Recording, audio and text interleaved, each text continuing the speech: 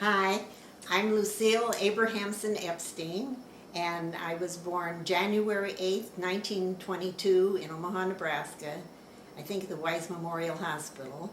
And I've lived I haven't lived my whole life in Omaha, but most of it.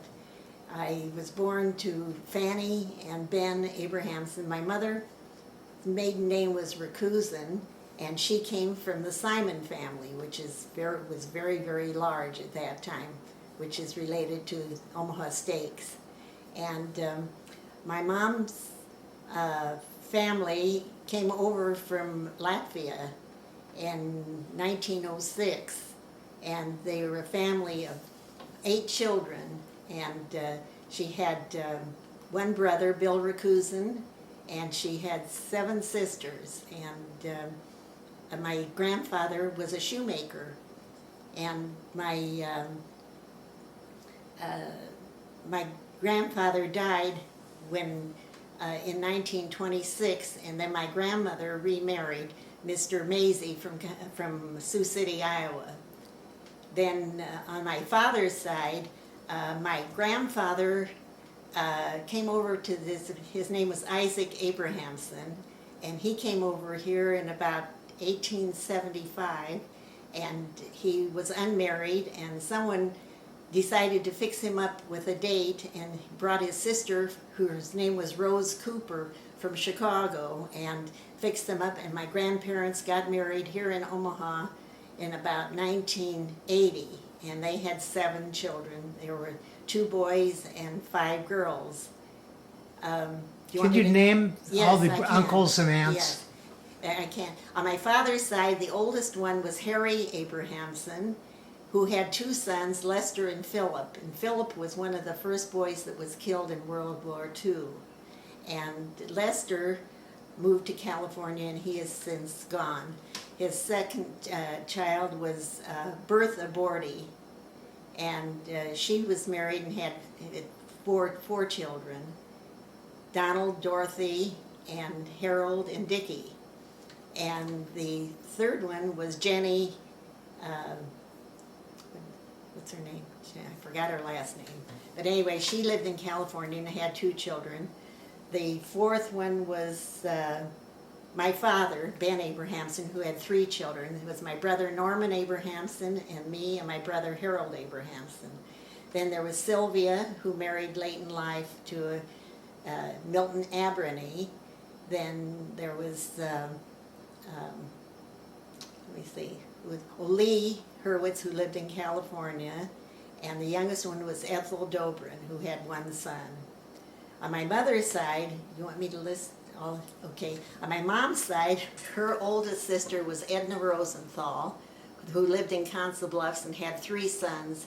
They were Harry Rosenthal, Herbert, and Normie. Harry has died when he was very young, and Norman has died, but Herbert is still alive. He's 90 years old and lives in Washington, D.C., and rides a motorcycle still, which I think is very interesting. And the second one was Clara, who married but never had any children and lived down in Texas. The next one was Sadie Chernus, and she had 3 children. Only one of which, Howard Chernus, is still living. Mildred Chernus Poster has passed away, and she had a baby that passed away. The next child was my mother Fanny, who had 3 children, like I've said before. Then the next was the one and only son, Bill Rakusin, and he was married to Dorothy Rakusin. They had 1 daughter, Nan. Then Marie Blacker, who was married to Dave Blacker, and they had 3 children. Then Lena Rosinski, they had 2 children, and the last child was Rose Lavin, who had 3 children. It was Marilyn Sachs and Francine Bernstein and Michael Lavin. I can't top that. I can't. My name is Jack Epstein. I was born September 25th, 1918. That makes me very, very old. And my father came from Minsk, Gubernia in Russia in 1912. He came to Omaha because he had an uncle or I don't know if he was an uncle or a cohort or what, but he was a relative, and he came in 1912. And my mother didn't come in until a year later, 1913 or 14, I'm not sure. And my dad had 3 children, myself and my sister Sarah, who is 91 years old now. 92. 92? Mm-hmm. Thank you. And also my brother Harold, who is 84. And he was a guy that, well, I won't go into that until later. Anyway, my dad was, I can remember the early days of my life. I went to Central High and graduated from Central High. Took a couple of years of 2 or 3 years at Omaha University after I graduated from Central High. But I don't want to talk about myself. I'd rather talk about my father, because he's a guy that lived to 101 years old. And he was really lucid and very, very alive until about 6 months before he died. He died in 1985, 89. Mm-hmm. Was it 89? Mm-hmm. Right. Mm-hmm. Died in 1989. Anyway, he was a very religious man, and evidently it kind of rubbed off on me a little bit, because I go to Minions every Tuesday at Bethel Synagogue. Anyway, my dad's work was a fruit peddler, and he peddled. I used to help him just on Saturday mornings, and we used to go in the market like 5 o'clock in the morning, and he used to buy some fruits and vegetables, and he'd work from like 5 o'clock in the morning, and maybe 10 or 12 o'clock at night we'd get home. But before that, before I was working with him, I was like in high school by that time. But before that, he had a horse and wagon that he was peddling fruit with. And my mother was a very, very devoted woman, and she was one of the greatest cooks that ever lived. I'll tell you, she died in 1971, 69 or 71? 71. 1971. No, 61. 61. Yeah. But she was 71 years old, so she didn't have a very long life like my father did. My father remarried to Rebecca Kirschenbaum. You remember Rebecca Kirschenbaum? Anyway, they had a nice life together, because I think they had 17 or 18 years together, if I recall. I can't think of much else to say about. Well, I can talk about my sister. She married Julie Schreiber in 1941. Oh no, before then. Was it before then? They've been married. Anyway, they have 2 children, Diane and Marlene. And I think Diane's how old? Diane's 60? Diane's going to be 65 this month. Mm-hmm. And Marlene is about 60, I think. Is that right? Jack, were your parents married when they came to this country? Yes. See, he came in 1912 and went, but he came in the year before my mother came in.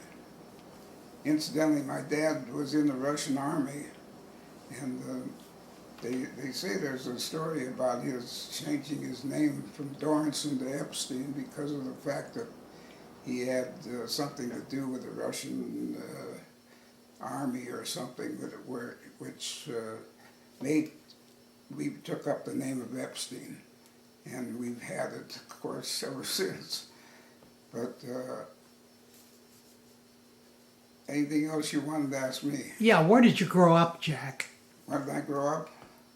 You know, I grew up too fast.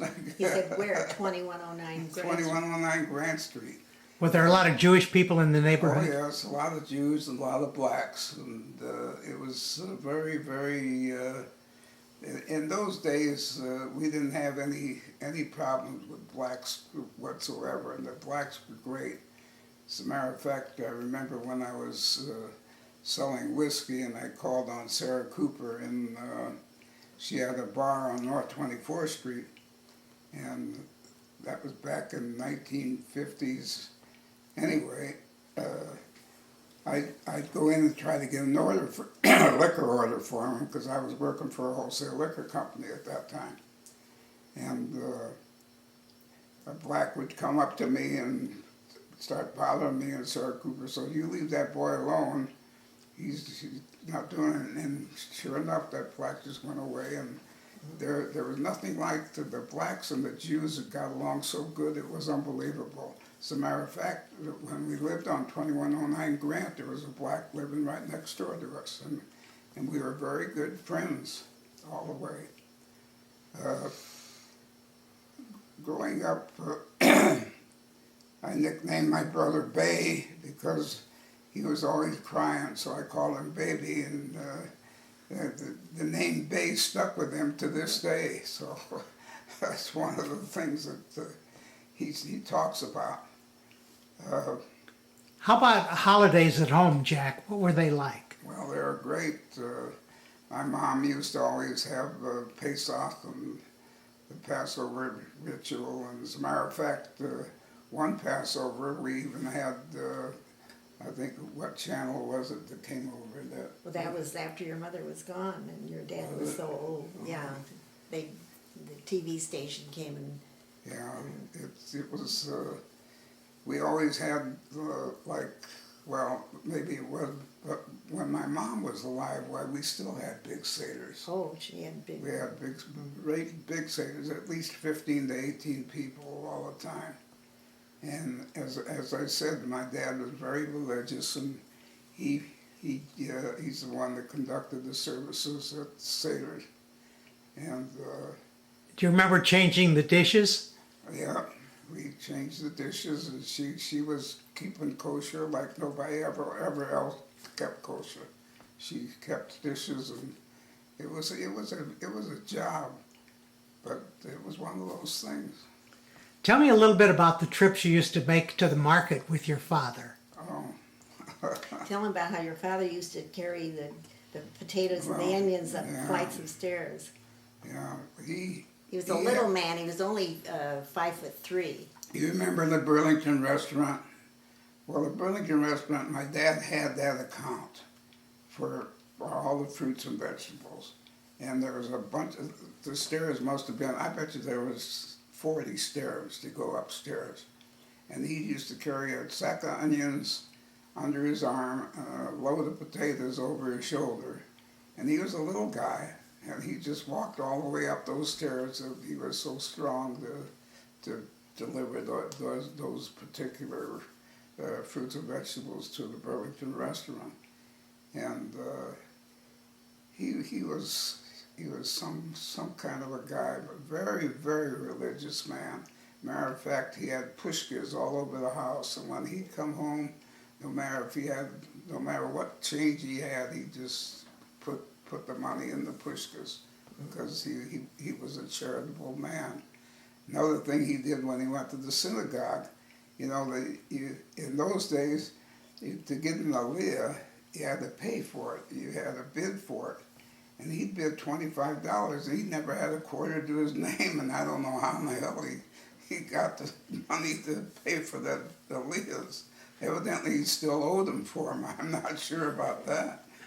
But what synagogue was that, Jack? That was the one on 25th and Seward. You remember what name was that?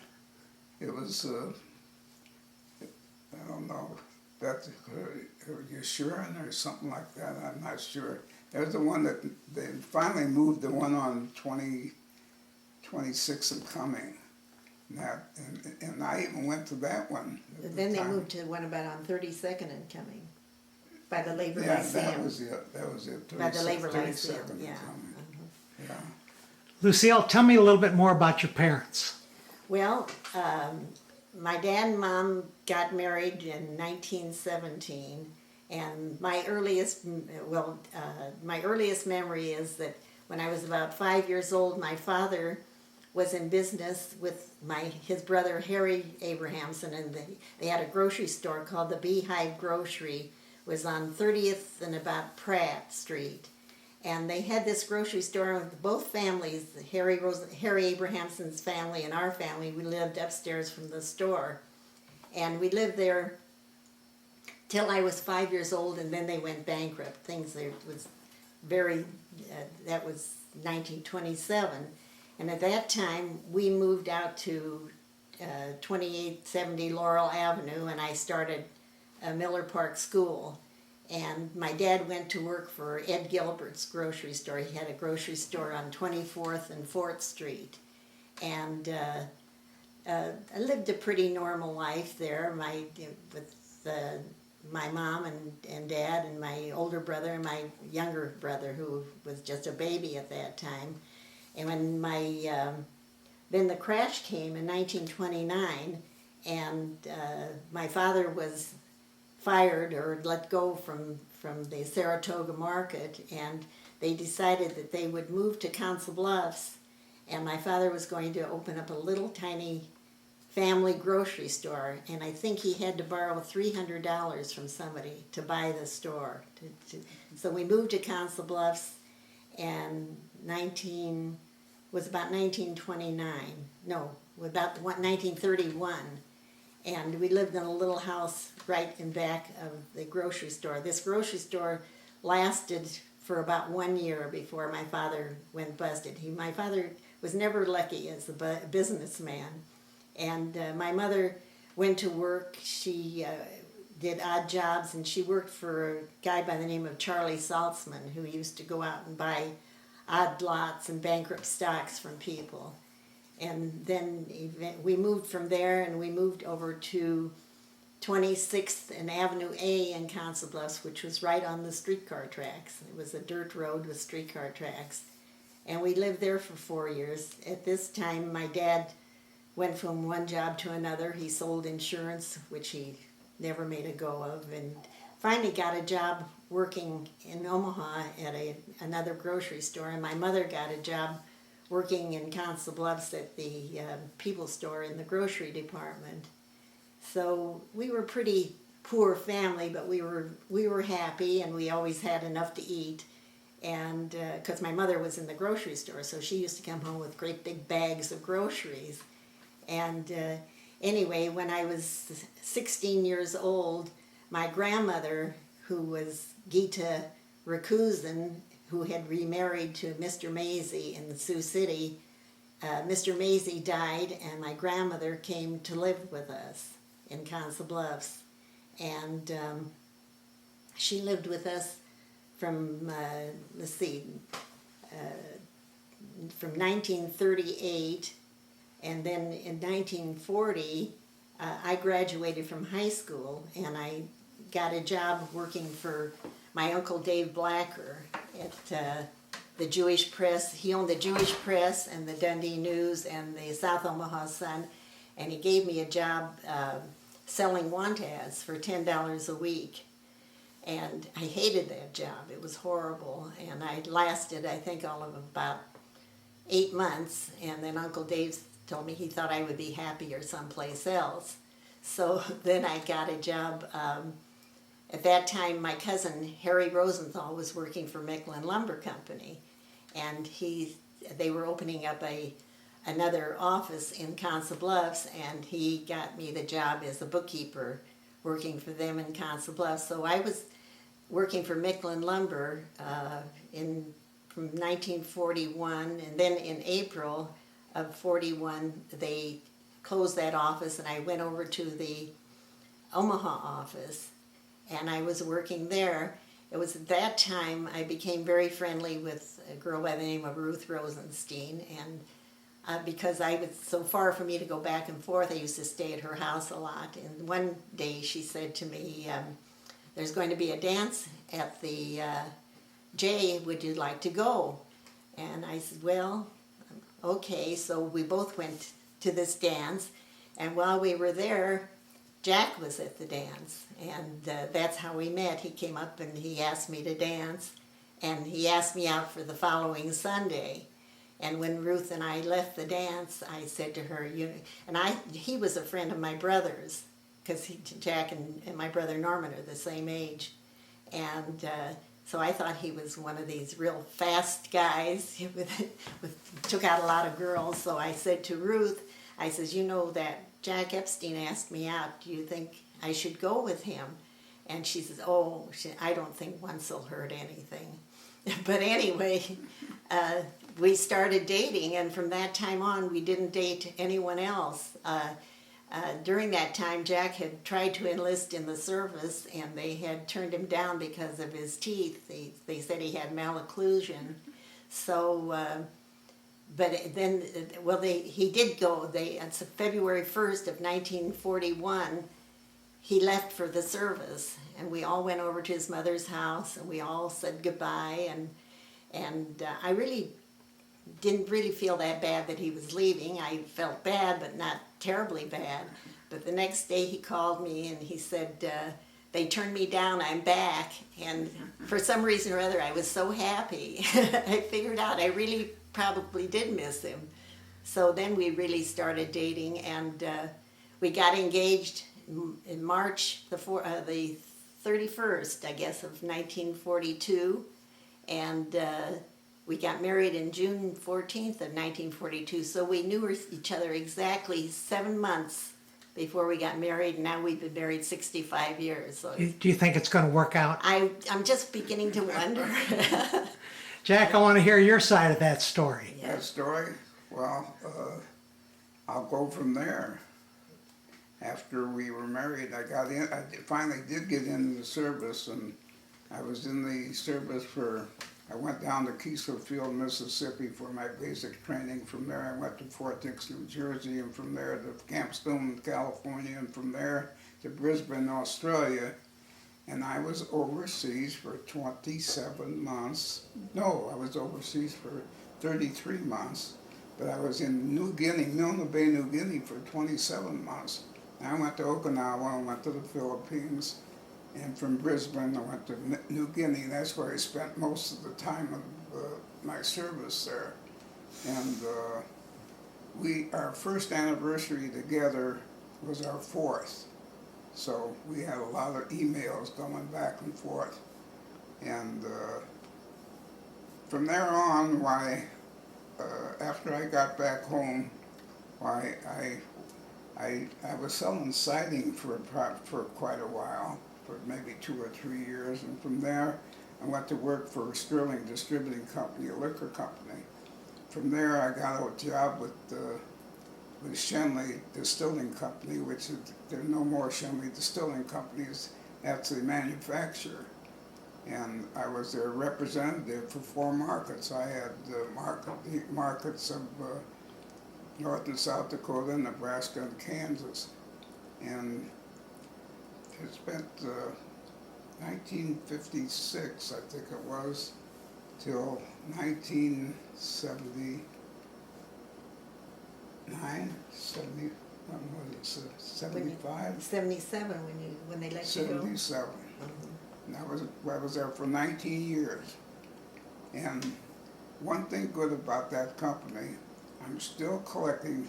And they never believed I could collect that long, but I'm collecting the pension $201.52 a month since 1977.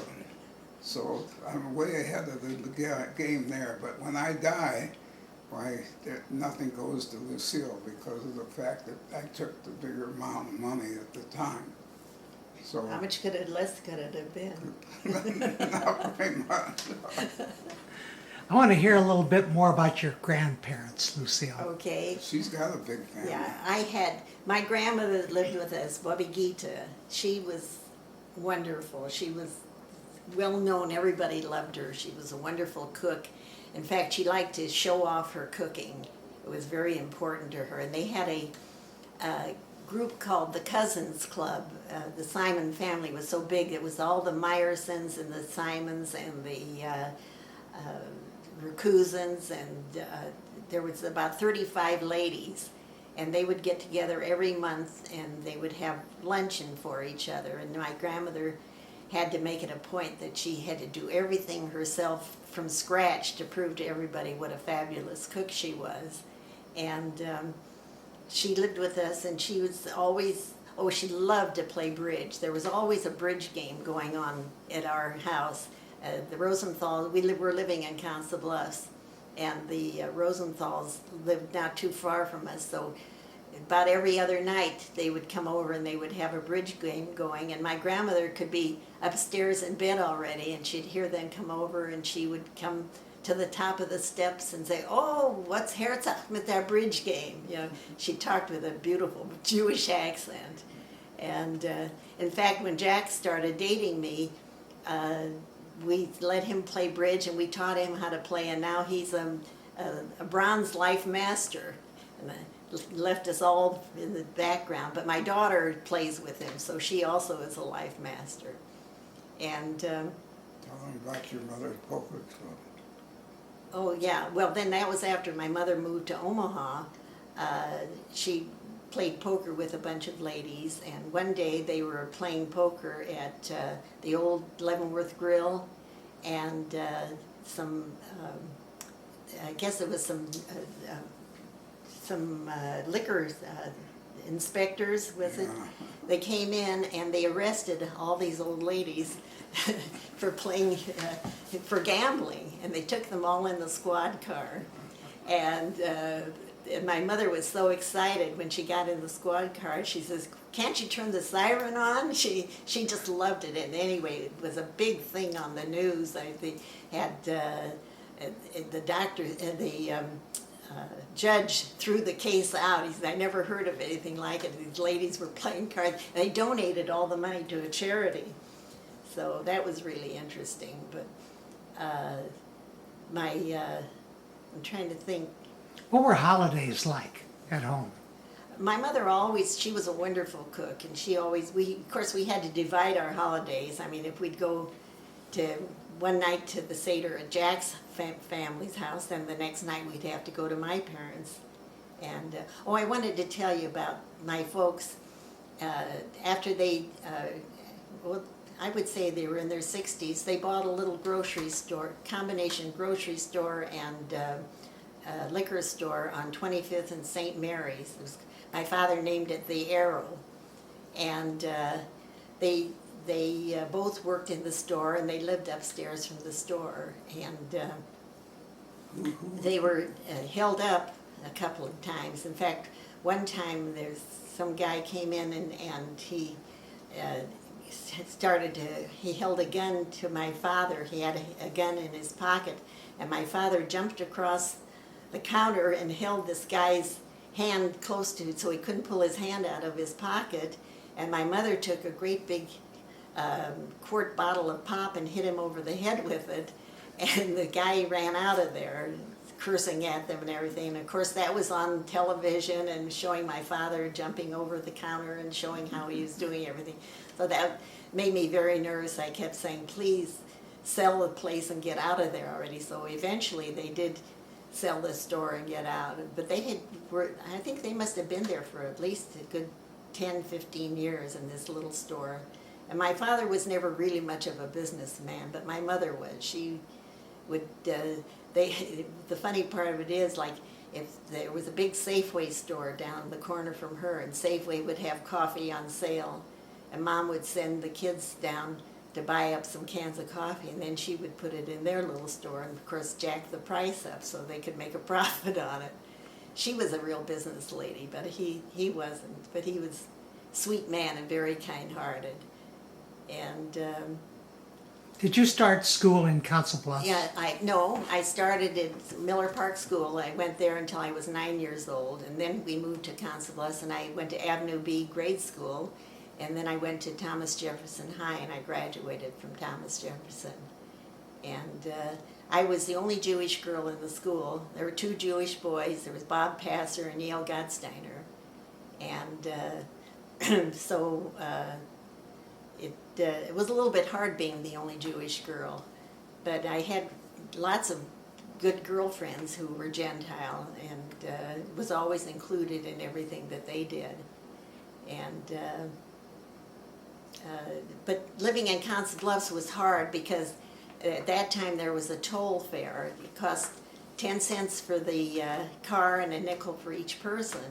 So even when Jack started dating me, it would cost him to come over after me was 15 cents, 20 cents for us to go back, 20 cents for him to take me home, and 15 again. So that totaled 70 cents. And he was working for, like, how much were you making a week? I think $12. He's making, so if he spent 70 cents just on car fare, just on toll fare to come to see me, I thought, well, he really must like me. So Jack, where did you start school before Central? At Central High. Before Central. Before then, Lake School. I was Lake School till the 8th grade, of course, and then went to Central and graduated from Central. Then went to Omaha U for 3 years. Did not graduate from there. And then I went to work for Central Market. Remember the old Central Market? You're probably old enough to remember that, maybe not, I don't know. Anyway, I worked for there. I was trimming head lettuces, and I was making $20 a week. And that was great wages at that time. How many hours were you working? Oh, get there at 7, leave at 7, something like that, about 12 hours a week. But that's nothing. Before that, before I went to work at Central Market, I worked at Delmar Potato Market. I started at 7 o'clock in the morning and didn't get out till midnight. Made $3 a day, $3. But then I worked for Wenger, and I got a good job at Wenger for $12 a week.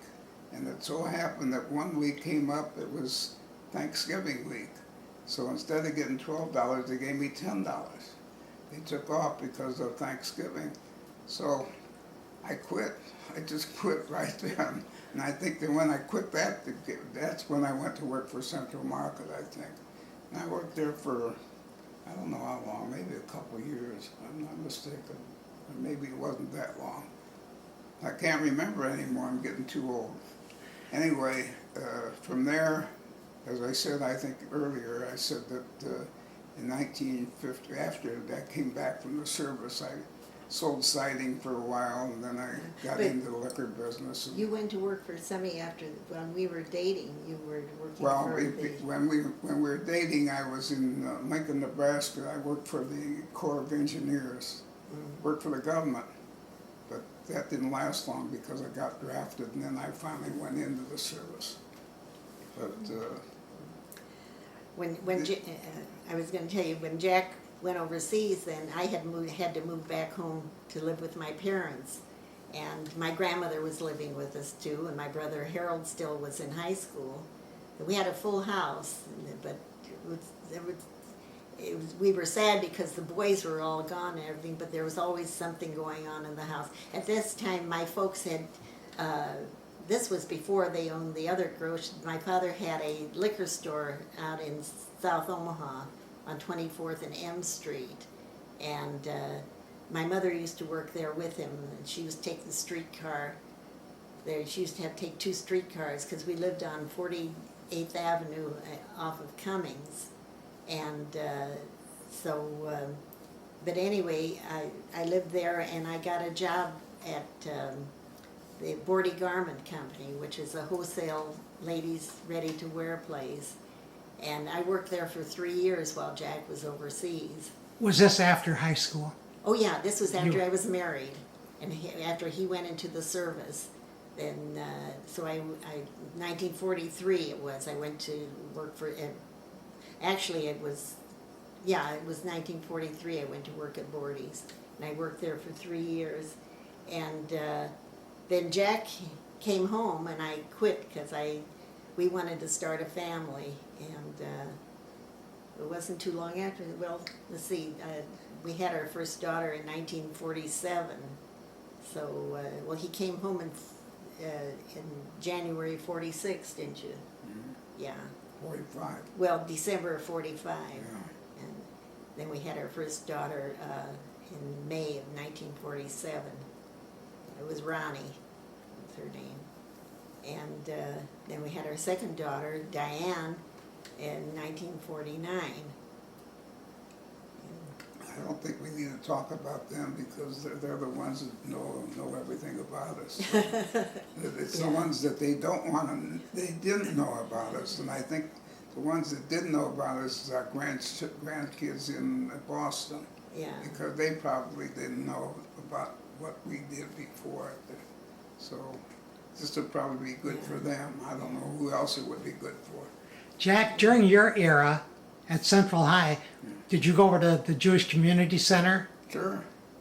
after school? Absolutely. I was there all the time.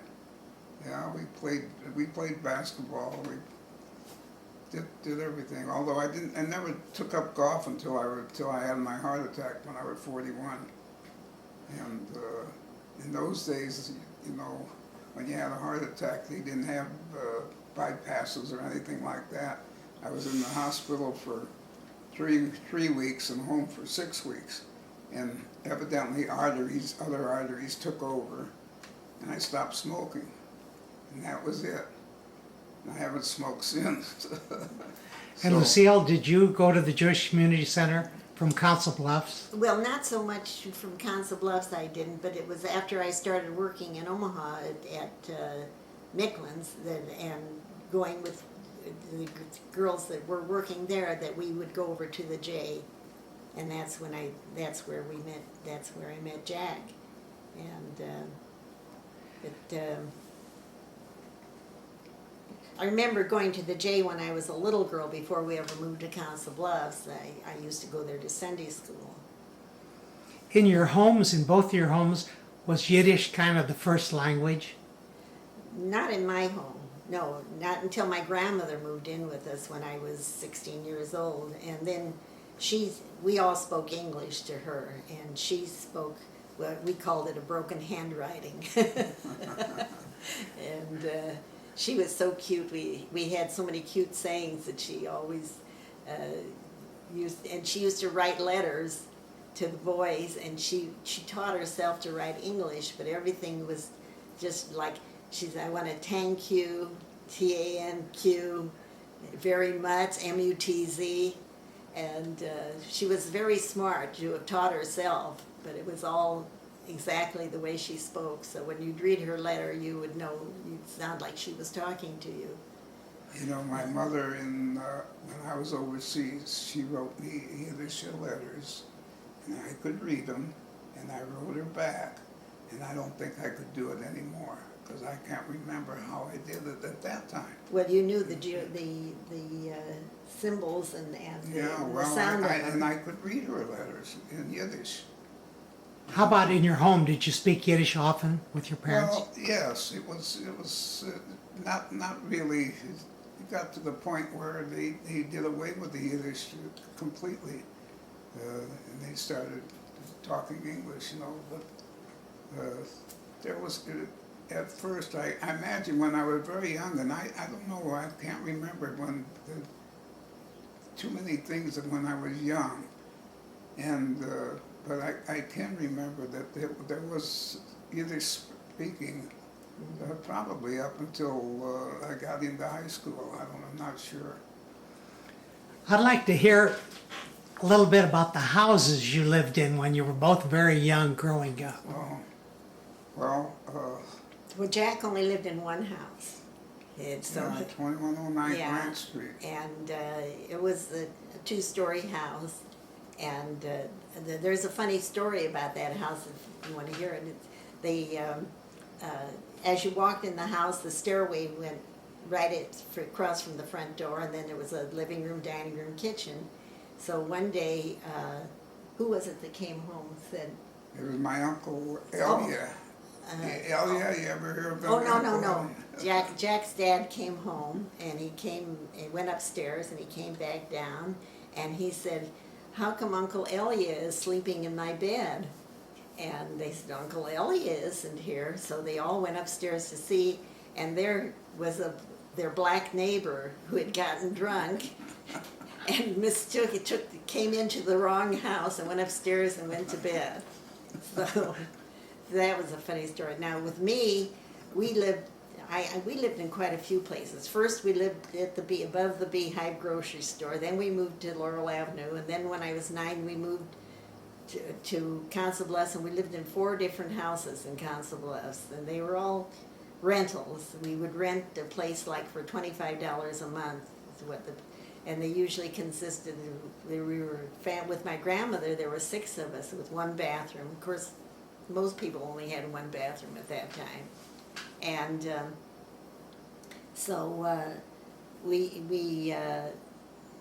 my mother always kept them up nicely. They were always clean, but they weren't very fancy.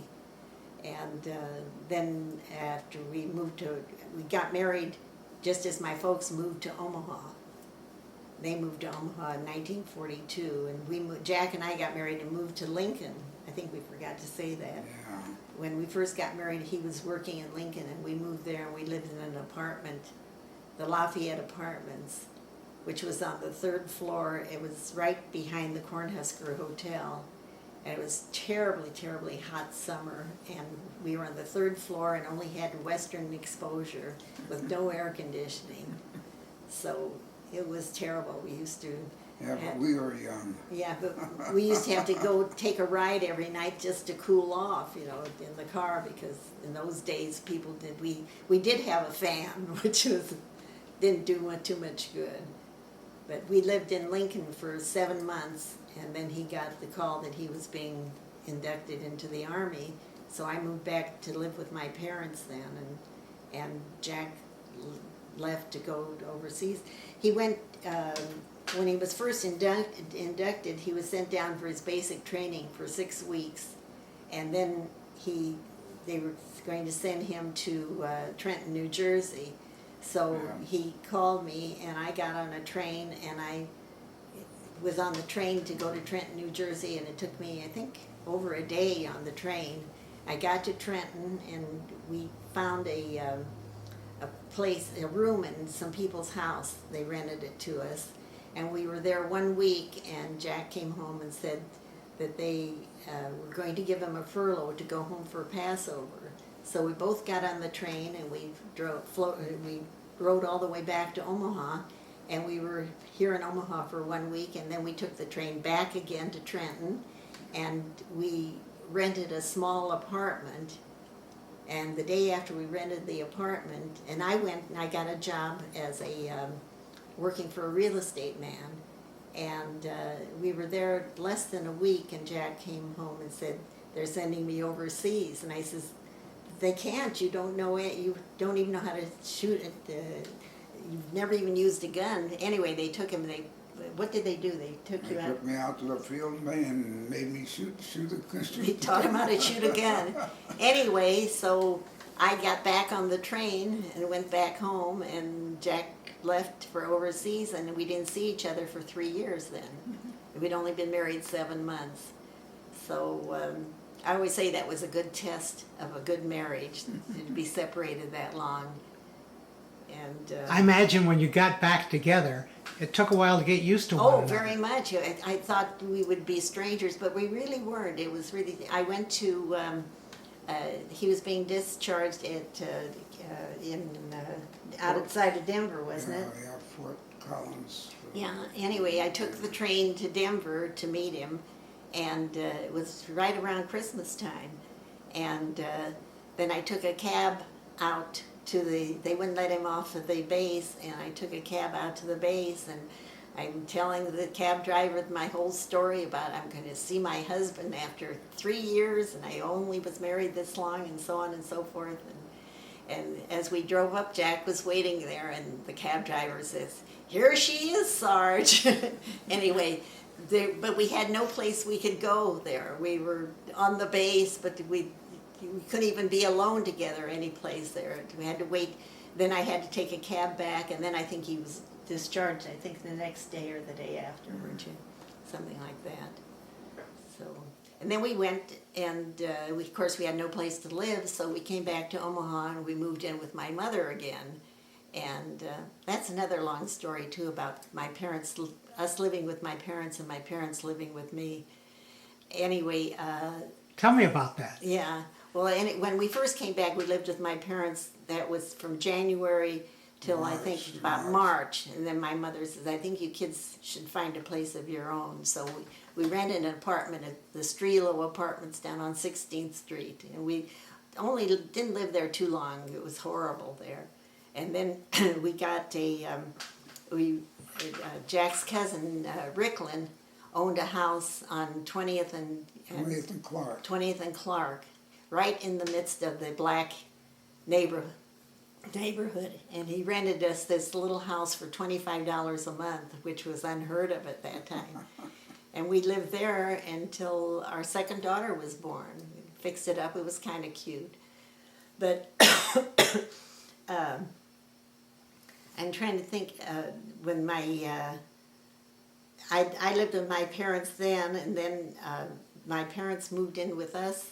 When did they live with us? I'm trying to think. When we were there, when we were renting the house, they moved in there at that time. Oh, they moved in with us. They moved in with us 2 or 3 times. Yes, during and that then time. when my mother passed away in 1977, my father came and lived with me, and he lived with me for 8 years. We were living at the Martinique Apartments at that time. That's the biggest mistake I've ever made, is living in an apartment for 17 years. That was dumb. Yeah, we lived there before we bought this house. That was the dumb thing that I've done. When we bought this house, we had lived in the, Jack was, how old were you? 70, I think you were 70, and I was like 66 or something like that. Anyway, and we got a 30-year loan, so everybody laughed at us here. You're 70 years old and you're getting a 30-year loan. But it was really the smartest thing we did, is to buy a house. We were looking for a condominium and happened to run into this house. Before that, we lived on 48th Avenue. We bought a home there.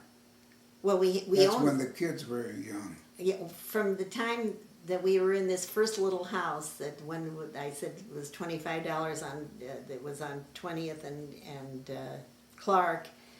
From there, we bought a house on 48th Avenue and Londo. Tell them what we paid for it. $11,750, and it was quite a nice house. It was a 5-room bungalow with a finished upstairs, and Finished basement. yeah, and we finished the basement. Anyway, we lived there until my oldest daughter was in 8th grade, and we wanted her to go to this new school that was opening up, Lewis and Clark. Lewis and Clark. So we bought the house right across the street from Lewis and Clark, right on 69th and Burt on the corner. And the kids both went to school there, and then they both went to Central. And we lived in that house for 11 years. And then at that time, Jack was traveling a lot, and there were a lot of break-ins, and I was afraid to be alone, so we decided to sell our house and move into the Martinique Apartments. And we lived there for 17 years. I want to say something about my grandparents on my dad's side. My grandfather's name was Isaac, and my grandmother was Rose. And they were the ones I mentioned before that a friend sent for her from Chicago to meet my grandfather, and they got married. And she was a little tiny woman, and she was illiterate. So I remember my grandfather having to read the newspaper to her. My grandfather had a place on 24th Street. It was a hay and feed store, and he had horses there. And I remember him sewing gunny sacks when I was a little girl, and he always had like a real long purse or bag with 3 little things on top that he would open up and reach real down in and give each one of us kids a nickel. And that was a big deal in that time. And my grandparents were lovely people. We used every Sunday, my parents and I would go over there to see them, and my mother would always take along stuff. They were hard up too, so she would take along eggs, and I know she would take along some produce too and stuff, because she worked in a grocery store, so she had access to a lot of that stuff. And when I would get over there, my cousin Lester Abrahamson, who was 6 months older than I am, he would call me, and he would come and pick me up, and he would take me to meet all of his friends, and I would spend Sunday with all of Lester and all of his friends, and it was really lovely. That my dad's older sister Bertha Bordy lived about a block away, and they would always be there, and just family visiting and being together. It was just a very loving family. That's all. When I started dating Jack, he had asked, we had gone out once together, and we had a date for the following Sunday, and that's when my grandmother passed away, and I had to call Jack and say, I can't go out with you because my grandmother passed away. And so Jack really never got to meet her or know her, I don't think. No. But my grandfather lived to see me get married. He was a little tiny man, and very loving, very sweet. Very religious. And very religious too. And surprising thing about it is that neither one of his sons turned out to be religious at all. They could barely read Hebrew and didn't care to attend the synagogue. And so, and his daughters too, I don't think any of them were ever very religious. My mother was more religious than my father was. Before we close, I want to do one more thing. I want to tell all of you, all of my children and my grandchildren, how much Dad and I love you both. I love you all so much. And that's Ronnie and Dee Dee and John and all the kids, and Michelle and Jeremy and Michael. Michelle's Michael, and Michael Crashes, and Lizzie Crashes, and Dave, and Natalia. Who did I leave out? I left out Richard. Richard, yes. I can't forget Richard. I want you all to know how much we love you all, and hope you will look at this someday and smile and remember happy things about us, and just know how much Dad and Mom love you. And this includes you too, Amy.